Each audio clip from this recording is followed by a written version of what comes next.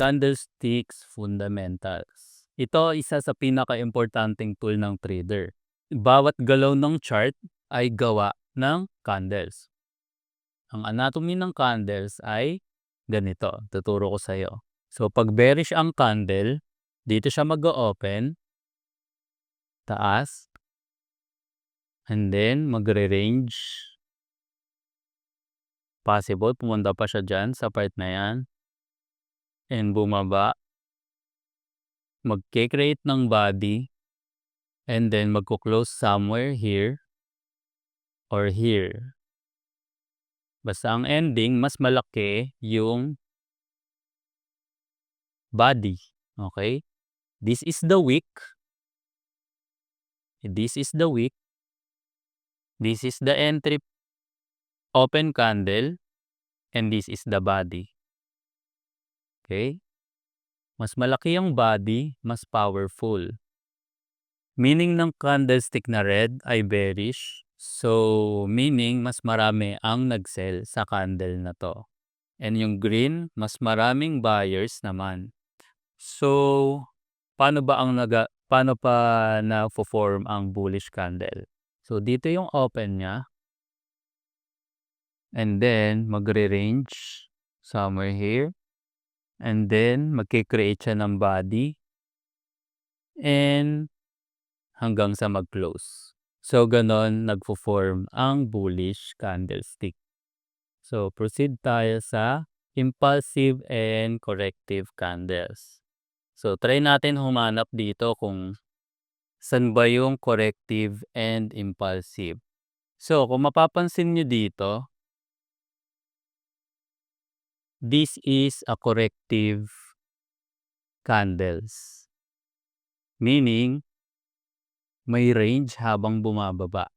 Okay? And yung impulsive candles is this. Kita nyo?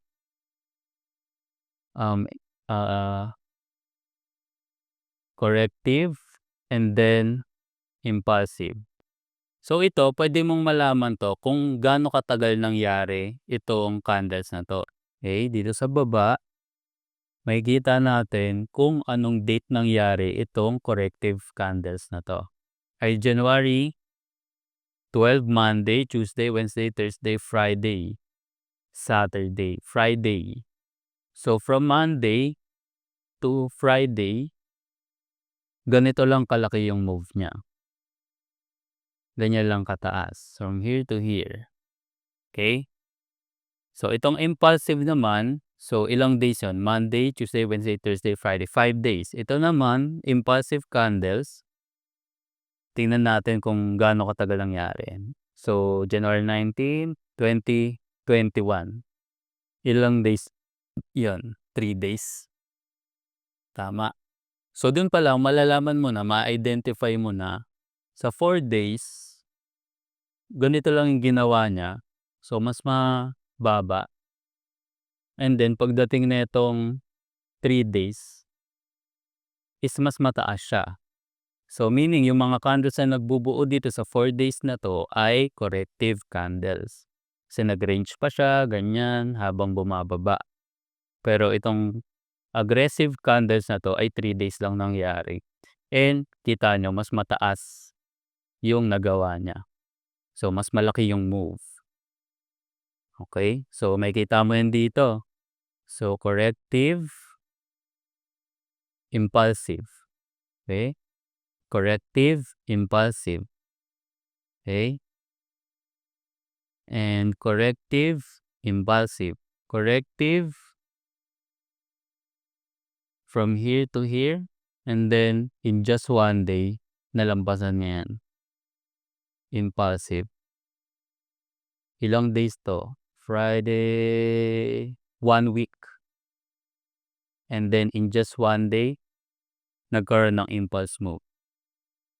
Okay, so yun yung difference ng impulsive and corrective. Sa impulsive candles, malalaki o malalakas, dire-diretso, may momentum. Sa corrective candles, maliliit, choppy, sideways, at mababagal ang candles.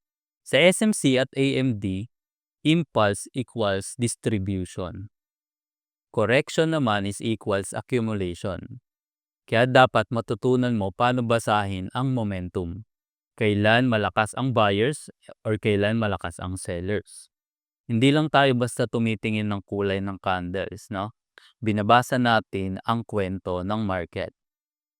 Yan ang buong phase 1 natin. Dito pa lang dapat naintindihan mo na.